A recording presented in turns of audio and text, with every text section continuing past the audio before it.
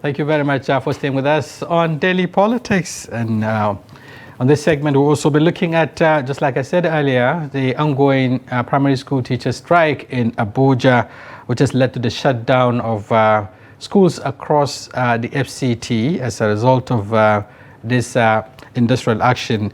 And we're going to be speaking with Comrade Kabiru Duhu, who happens to be one of the parents and also an activist here in Abuja, on the impact of this strike on the education sector and the well-being of the people.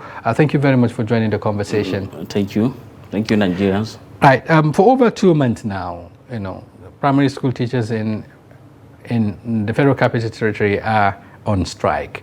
And I understand your children are also affected. Can you give us a sense of, how you feel as residents of the FCT, as Nigerians, having to live with their children at home for this long? Thank you. I remain Comrade Kabiru Duhu. As a parent, I'm not happy, and likewise, other parents are not happy. The strike commenced last year after resumption of first term. Yeah. They couldn't write their exams. They came back in February.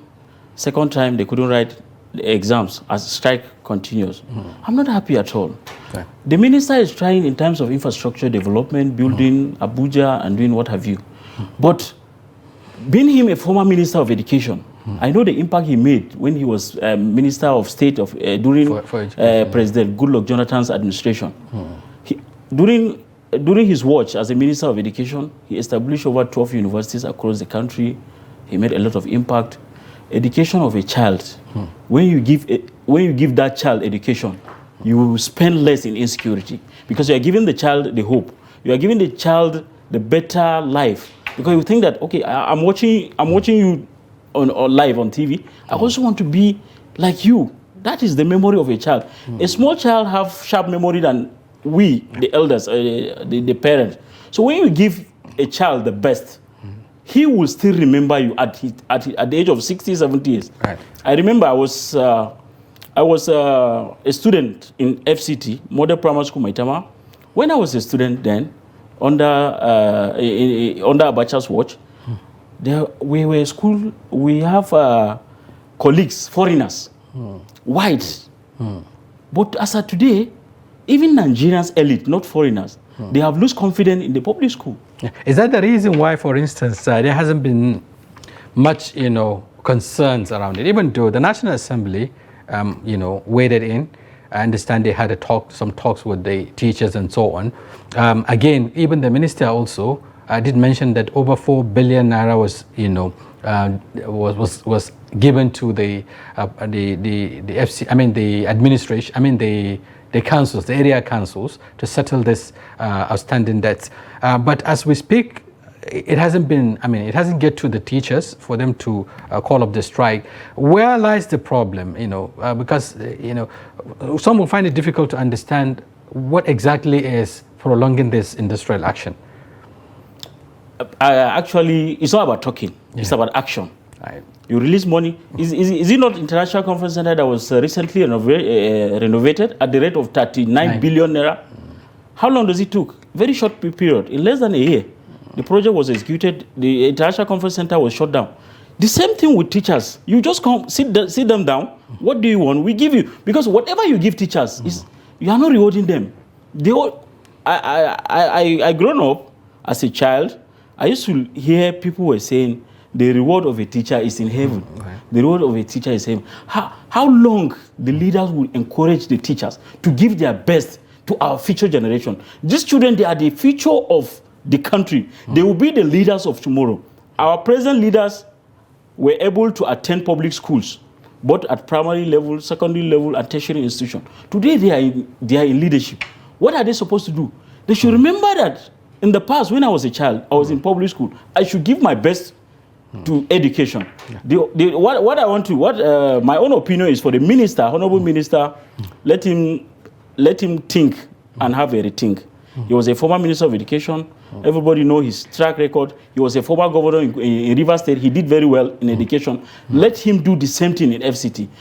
He promised the president to deliver FCT to the president. You cannot deliver the president in FCT, when the parents are not happy, they are the electorate. Yeah. Okay, now talking about the role of this area councils, because he said, what he said is that money has been given to them, but, they are yet to release these monies to the primary school teachers. I understand at the same time, the schools are shut down, workers in the health sector are also on strike in the FCT. So is it a matter of priority now? You talked about, the minister going and putting all his energy on infrastructure. We've seen the expansions and all of that. The renovation, you talk about the timeline, how quick it was resolved, 39 billion naira. And here we are with 4.1 billion or so for the primary school teachers. Is it a matter of priority now? Perhaps, the priority of the administration is not about human capital development, looking at education, which is very critical. Education is very, very vital and critical. They said, when you give a child education, you give him the future. I remember when my dad was saying that he cannot save money and leave the money for children to inherit, but he'll give you the best. He'll take you to school, have the best, and leave you to go and struggle, because he has given you whatever you needed. When you give an uneducated child money, he won't even have the education, the knowledge to even make use of the money. Education is vital. Education should be number one. The fiscal project is good, but education and health sector, these are the most important sector in the country. It's very, very important. You cannot be spending money on insecurity and you are not educating the community, and you expect that the insecurity will go. It will never go. But I just wish the Honorable Minister will listen to me. And I'm appealing to him to look at this very, very important. And I believe in him that he can end this strike in 24 hours. That is, if there is the will, right? Yes, of course. Right. Okay. Now perhaps there is need for him to engage the area council chairman, who are said to be, constituting the bottleneck towards addressing this problem. That's one. And then some will also say there is need for him to, you talked about the need to prioritize, but as he is being called Mr. Project, some will wonder whether he has also projects in the health sector or in the education sector, because if you have this as a project, perhaps you would have taken this matter very seriously. What do you think needs to be done very, very urgently, to address this problem and then get these children back to school? First, let the Honorable Minister, he has been meeting with the council, not only about the education sector, even about the election, because the election is approaching for the council chairman. He has been meeting with them, and he has the capacity to bring them on the table, solve the issue. This is the problem. Let's solve this problem. I want electorate for the president, and I want the parent to be happy. I want a solution now. A solution will be made. As simple as that. Yeah. How does this affect? Because I understand it has also added to the number of out of school, especially in the FCT. Now that the schools are shut down, you find that children are roaming the street. How does this affect, the social well-being of the children? Your parents, staying with them at home, you know what that means in terms of even their upbringing. How does this affect their social well-being, and the society, the family at large? It's negative, sir. It's negative. Their colleagues, the elites that have the same children like ours are going to school, while ours are at home. It's completely negative.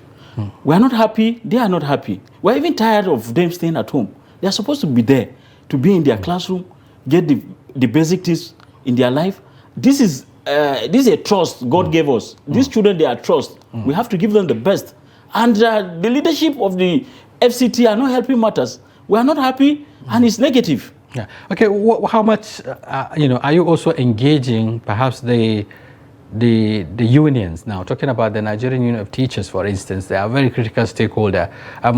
How much are you engaging them as parents, and what are they telling you in terms of update towards addressing this crisis? The Nigerian Union of Teachers are doing their best.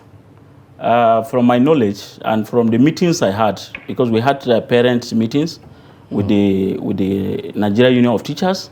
In fact, not only Nigerian Union, even a Nigerian Labour Congress, NLC, they gave an ultimatum. Yeah. Yes, that this which is expiring on Thursday. Yes, because it's beyond the Nigerian Union of Teachers.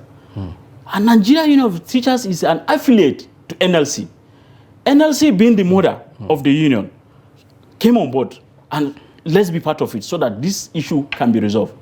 So what also happened to the intervention of the National Assembly, for instance, wanting to get this matter resolved?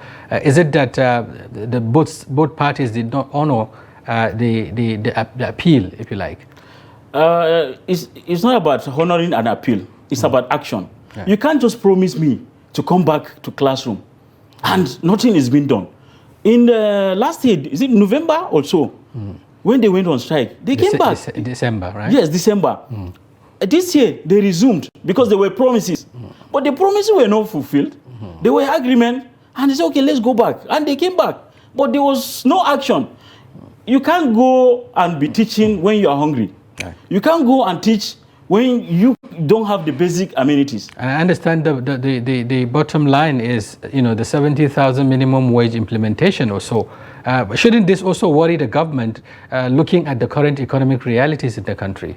It should worry the government. If any sensible leader, any leader that have Nigerians at heart, this should be worrisome to him. Okay. In fact, you cannot sleep with your two eyes closed while your citizens are not having the basic things that you promised, you pronounce that you're going to give them and you're not giving them. And it's unfortunate. And does this also suggest that Mr. President is interested in, taking over, if you like, or getting the votes of the people of the FCT if these key issues are not resolved? Education, healthcare, and then you're talking about delivering the FCT to Mr. President. How does this come to be? I'm telling you this. I've been in FCT for more than 30 years. I've been in FCT. And when we came to political dispensation, most of the elections, the ruling party used to lose the federal capital. Yeah. I don't think if the president really want to win FCT, he need to make things right. The minister need to make things right. If the right thing is not done, let me tell you this, he will be shocked. He cannot even get up to 5%. Okay. Also, and to avoid this, perhaps another impacts of this strike, especially around insecurity, also around the academic, disruption of academic activities of the primary school. That means there's need for an action to be taken almost urgently. Let me get that as your last line. Sorry? Now, looking at the current realities and how this strike is impacting on security, on the academic well-being of the students that are affected because of the disruptions, what do you hope to see in the next couple of hours?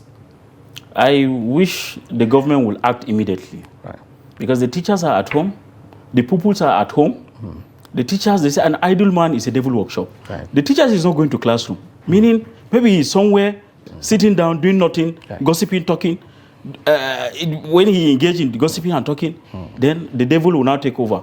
Right. Insecurity will increase. Right. And the stability that you want it will not be stable because people are hungry and they cannot even go out to their classroom and teach their and do their primary assignment. Why? Because the government did not meet up their responsibility. I appeal to government. I appeal to the Honorable Minister of Education. He's a former Minister of Education. He's a former governor. He has done very well, and he's doing very well in capital project. I'm calling on him. He can act within 24 hours. This matter can be resolved. Okay. We hope so. And of course, in the interest of the people, in the interest of the students and the parents, and of course, the well-being of our nation. Thank you very much, Comrade Kabiru Duhu, for talking to us on Daily Politics. Thank you, sir. Appreciate Thank you, your coming. Thank you, sir. And viewers, on this note, we end today's edition of Daily Politics. Do join us tomorrow. We'll be back with another interesting topic. Until then, on behalf of the team, I am Shafi'u Suleiman. Many thanks for being there.